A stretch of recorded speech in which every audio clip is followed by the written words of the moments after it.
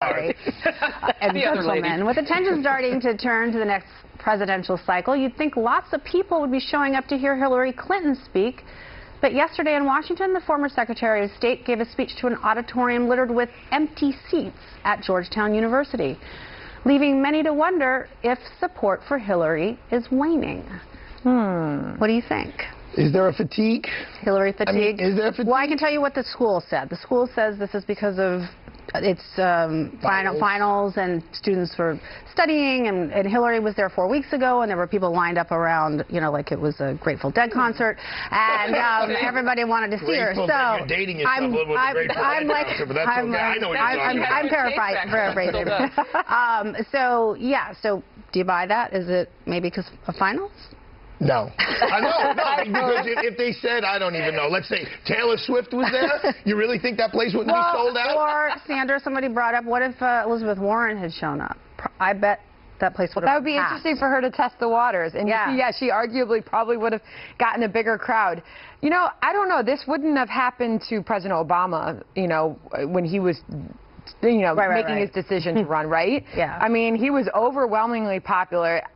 Kirsten, you tell me, what is the conversation right now about Hillary Clinton? Has she been too saturated? Has she been too much of a shoo-in that the American people are ready for somebody else? Well, I think the latest poll I saw is something like 85% of Democrats want her to be the nominee. So I do think that she has probably most Democratic voters behind her, but maybe these younger voters aren't as enthused with her, because when we've seen these polls of how the younger voters have moved away from the Democratic Party. They're not moving to the Republican Party. They're just becoming independents because they're so disenchanted with all these politicians, and she's kind of the quintessential establishment politician. She doesn't exactly represent the millennial generation. I mean, she doesn't exactly represent what I'd say get off your seat and go, yeah, lots of energy either. I mean, have we seen her speeches lately? What is she saying? She is so dry and dull. And I mean, if these students need help going to sleep, which they don't, because we know they're already tired, they could go and listen to her speak. I mean, we've seen her. She looks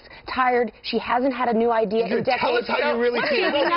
Don't hold back. Tell us how you're feeling about this. Bill would have had that room packed. But listen, she's not an exciting speaker, and she's overexposed. Even now, President Obama, remember before the midterms in Maryland, he went there to help the gubernatorial candidate, and the room looked almost like that. I think what Andrew just said, I mean, the overexposure thing has to be a factor, because at the end of the day, if you think about it, she's a historical figure, right, that should draw people. I mean, she's a former First Lady. She's a former U.S. Senator. Can I just throw this out there? She's a snooze. Could this have been a one-off thing as well? Yes.